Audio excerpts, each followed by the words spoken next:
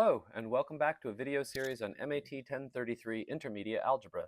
My name is Sean Perry. This is video number 36 in the series, An Introduction to Polynomials. So polynomials are a kind of function that's built from powers of a variable x. Before, we've been able to add and subtract variables to each other. Now we're going to consider what kinds of functions we can make by multiplying variables together. As opposed to general exponents, polynomials will only allow whole number non-negative powers of x. For example, things like x to the 0, x to the 1, x squared, and so on. Now, what we are allowed to do with these variables raised to powers is first of all multiply them by numbers. Real numbers and even complex numbers might be allowed, but to start with, we're going to choose the coefficients, as they're called, of these powers of x to be the integers. That's the positive and negative and 0 whole numbers. Now, the product of these two things has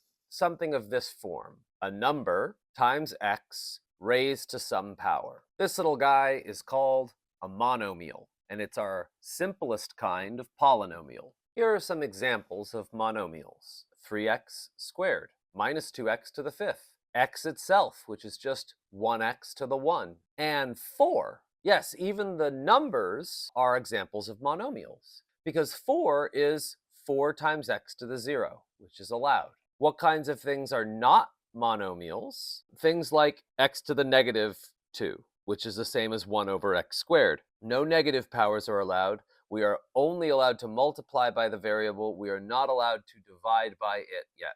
Also, fractional powers are not allowed in monomials. X to the 1/3, aka the radical cube root of x. This is not allowed, and neither are even, the weirder exponents, like x to the pi or something like that. This must be a whole number, either 0 or positive, in the exponent. And also, we are not allowed to put variables into the exponent.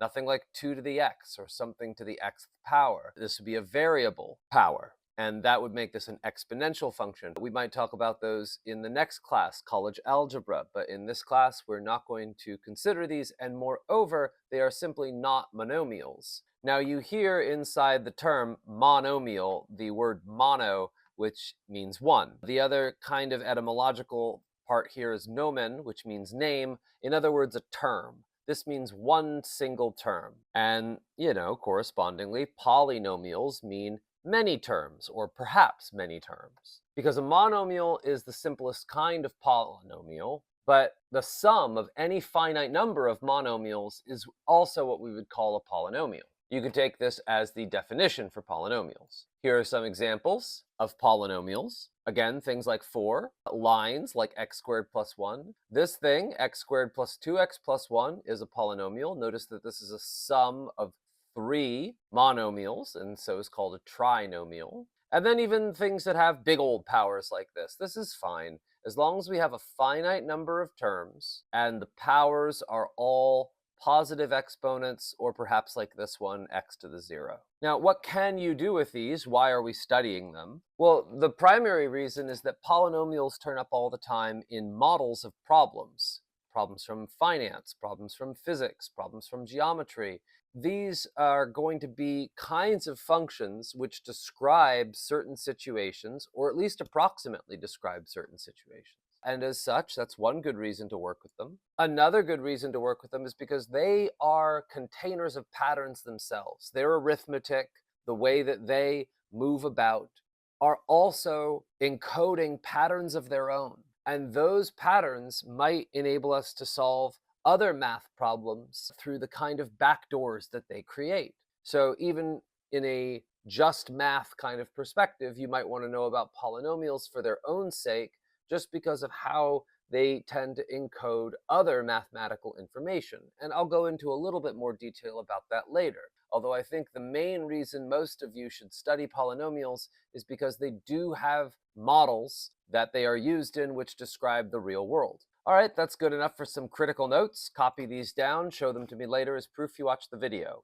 A term of the form ax to the n, where n is a non-negative integer, is called a monomial. Usually we will start considering the a term as being some integer, some positive, negative, or zero whole number. And a polynomial is either a monomial itself, or it is the sum of a finite number of monomials. Here are some examples of those. So another important piece of terminology in describing polynomials is the idea of degree. The degree of the polynomial is sort of like its size. It is its largest exponent that goes along with a monomial who has a non-zero coefficient. So for example, the polynomial 3x to the third plus 2x plus 1, we would say this polynomial has degree 3 because its largest exponent is 3. Now, you can write zeros in front of your exponents. Technically, there's a whole bunch of terms that have been zeroed out by having zero coefficients up front here, but these ones don't really count. So this polynomial that I've kind of written a little perversely as 0x to the third plus 2x to the 1 plus 1, this would not usually be written this way. You'd usually omit the zero term. But it's important to note that what we need for degree is for that coefficient to be non-zero. So this orange bit does not count.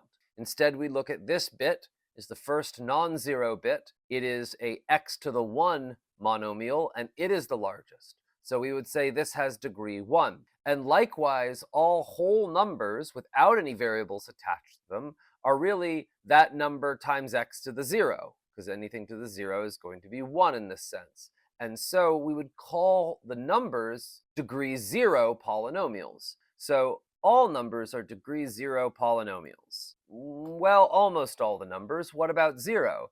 0 would be the coefficient of that term, and we said non-zero numbers are the only ones that we will look at when dealing with the coefficients to find the degree. Okay, so does that mean 0 has 0 degree, or is it something else? Well, the 0 is still considered to be a polynomial, but its degree is a little bit tricky to define. Some books will call it 0, but most will give it something even less because it's sort of even simpler than the other whole numbers. They'll say it has -1 degree or -infinity degree or so on, or it has no degree. But it usually is given this kind of special case scenario that makes it less than the other degrees in some sense. We're not going to look too much at the 0 polynomial and what its degree is. It's sort of not important. What is important is that we recognize that it is still a polynomial. That's good enough for some critical notes. Here I just have degree for non-zero polynomials, which is really all I want you to dig into.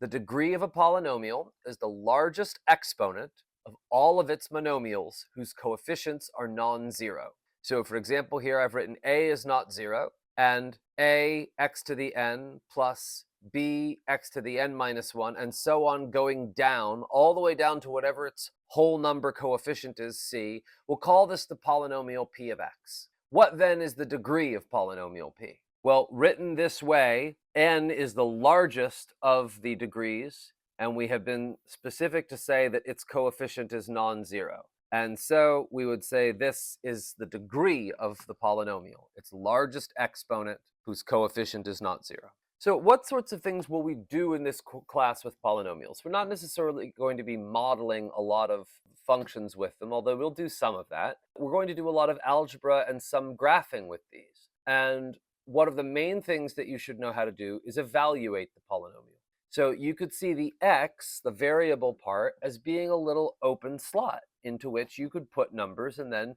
do the instructions that the polynomial says to do and see what you get. In this case, I have a polynomial x squared plus 1. I am thinking of this as a function. F of x equals x squared plus 1. And as a function, we could evaluate it by plugging in a number, say 2, and see what we get. Well, replacing my x's with 2's, I get 2 squared plus 1. 2 squared is 4, and 4 plus 1 is 5.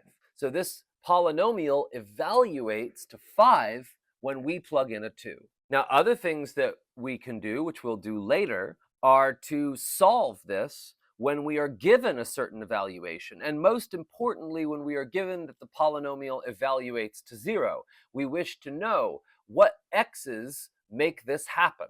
And there will be a procedure, in some cases, for us to try to figure that out. It isn't quite as easy as the previous sections where we were dealing with powers and the inverses or partial inverses of powers. No, this is going to be a little bit harder because there are going to be other x's and ones and things mixed up into this, which we can't just take the radical of and give us an answer. So we're going to need some more special tools to try to solve some of these kinds of problems and figuring out what x's give a certain number back for the polynomial. That's not going to be trivial. In pursuit of that, we're going to have to look at factoring polynomials. We will do this in later videos. I'm just giving a little overview of this section. To factor something is to write it as a product. And so given a polynomial f of x, we might want to find polynomials g of x and h of x such that we could write the polynomial this way. We could break f of x into a multiplication of two other polynomials. Now,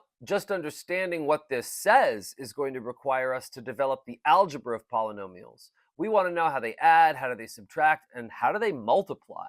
Also, how do they divide? But division is going to be a bit tricky. The division of polynomials is tricky enough to merit its own section. And so after we get done with the section 3 on polynomials, we'll move into section 4 on rational functions and how to deal with division by polynomials. Also, just offhandedly, I'd like to note that when we deal with solving polynomials, it's going to give us the motivation to explore more about the properties of graphs of polynomials. Because the more that we understand how the graphs of polynomials look, the more we can intuit why we see certain kinds of solutions and why we don't see others. Now, but for this video, all I want to do is begin with the easier of the operations of polynomial algebra. Namely, I want to look at adding and subtracting polynomials. How do you do that? Well, let's first of all kick this back to the simplest kind of case of monomials. Let's say, how do we add and subtract two monomials? Now, if two monomials have the same degree,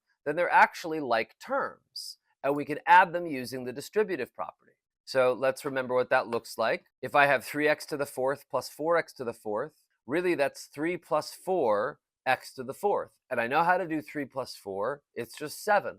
Usually you can skip this middle step. Once you get good, you can just say, oh, look, they're like terms. I add their coefficients. And since you're allowed to have monomial coefficients be negative, and adding a negative is the same as subtracting, this also covers subtraction. For example, if I want to subtract 2x squared minus 5x squared, that's the same thing as 2x squared plus negative 5x squared. And we can factor out x squared, we can group those terms together and get 2 plus negative 5 here in the front, and that's just negative 3. Alternatively, 2 minus 5, that's minus 3. So this is what we're allowed to do, but only in the case that the variables match and their powers match. If the powers don't match, we cannot do it like this. And that brings us to how do we talk about adding and subtracting general polynomials? Well, you're going to use like terms, and if you can't get them to be like terms, you have to just leave them be. Here's a fairly general example. This is 4x to the third plus 5x plus 1. And from this polynomial here, I'm going to subtract x to the third plus x squared minus 2x minus 1. Now, this set of parentheses is purely organizational. I'm just trying to show you this is a polynomial. Same thing with this one, except for I will need to distribute my minus sign to every term. I'm subtracting this polynomial, and so I need to subtract each term in that polynomial. So that looks like this. We distribute the sign against each term. It changes every sign in this parentheses. And now what I've done is I've sort of color-coded which ones are of like terms, which ones are of like kind. These both have third powers. These both have first powers. These both are 0th degree terms. And then we have one guy left over. There's an x squared here, but there's no corresponding x squared over here. That's okay. We just want to group the ones that are like with each other. So here I've put them in that order. And I've also written them in descending order. It's usual to either write in ascending or descending order of powers and not leave everything all scrambled. But in any case, we know how to do this subtraction of terms. We just subtract the coefficients. Here, it's turned into addition by negating this negative. So I'm adding 2 to 5. And here we just have a plus 1 minus 1 is also another plus 1 here. That gives us positive 2. So by the time all the dust settles, we have 3x cubed, no partner for this x squared, so we just bring it down as minus x squared. And here we have 7x, and here we have 2. So that's enough theory, time for some praxis. Let's talk practically about how we would add, evaluate, and what the degree of polynomials would be. So here I have f of x equals x squared plus 2x plus 1. Here I have g of x is equal to x squared minus 3x minus 1. I want to evaluate the following. I want you to simplify the following. And then I want you to tell me what the degree of f, g, f plus g, and f minus g are. And really, there's very little difference between f of x plus g of x here and f plus g. They're really kind of the same thing with shorter notation. So with that in mind, pause the video at this time and give it a shot. Okay, let's see how you did. So for number 1, the evaluating one, we really just need to replace the x's with whatever we see in this parentheses. And we need to be careful that if it's x squared, we do that squaring part after we substitute. So minus 1 squared, it's minus 1 times minus 1, that gives me positive 1. If you put the minus sign out front, you'll wind up with a negative 1 here, and that's not correct. What about 2 times x? Well, 2 times minus 1 is minus 2, and this 1 just comes along for the ride. Positive 1 minus 2 plus 1 is 0. So f of minus 1 is 0. F of positive 1, well, now it's a little different. We have 1 squared, we have 2 times positive 1, and we have 1. So 1 plus 2 plus 1, that's 4. So f of 1 is 4. You get 4 when you substitute 1 for these x's. Now, what about g of x? So g of x was the rules x squared minus 3x minus 1. This tells us what to do with our x over here. What is g of 4? Well, g of 4 says replace x with 4, so we do. And we get 16, and here we get minus 12, and here we get minus 1. 16 minus 12 is 4, and 4 minus 1 is 3. So g of 4 is equal to 3. Here we have their sum. I've marked the like terms. X squared plus x squared gives me 2x squared. 2x minus 3x plus negative 3x gives me negative 1x. And 1 plus minus 1 gives me a 0. So that doesn't make it into the final answer. On the other hand, for the subtraction, we're going to have a negative sign here that distributes to each term. So we have negative x squared or minus x squared away from x squared, this x squared. Then we've got 2x minus 3x, which is plus 3x, that gives us 5x. And then plus 1 minus 1, which is another plus 1, that gives us plus 2. So now let's note the degrees. The degree of f, well, the largest exponent was 2. Same thing with g. And the same thing with f plus g, but when we went to do f minus g, those x squared terms cancel, and that leaves us with just the largest one being x to the 1. So its degree has actually dropped down by 1. Okay, that's it for the day's notes. I'll provide some supplementary notes here if you're interested in a little bit more about polynomials and their behavior, but briefly. So I wanted to say that we just noticed sort of a fact about degrees, which is that if one polynomial has degree n and the other polynomial has degree m, then the degree of your sum or difference of these polynomials is going to be not equal to, but less than or equal to the maximum of either n or m. Like the biggest degree might persist, that's what this says, but it also might get smaller. It can get smaller because if terms cancel, if the leading terms or the highest exponent terms are canceled, like in our praxis problem, then the degree could be strictly lower. And the last thing I wanted to mention is that our polynomials that we described in this section are products of one variable, like x times itself or w times itself, but not a mixture between two variables. You can also talk about polynomials of two variables where maybe they're used in the same expression, or maybe they just really wholesale multiply by each other. That could happen. And these are important functions to deal with, but really everything gets trickier. Degree gets trickier, curves get trickier, calculation gets trickier. Everything becomes more problematic when we start to talk about multiple variables. So they will not feature in this course. I just wanted to mention for thoroughness that I've described a bunch of things about one variable polynomials, but in general, you can be even more abstract than that, and sometimes you want to. Okay, so that's it for today. That's it for this video. Thank you very much for your patience. Have a great day, and good luck with your studies. I'll see you in the next one.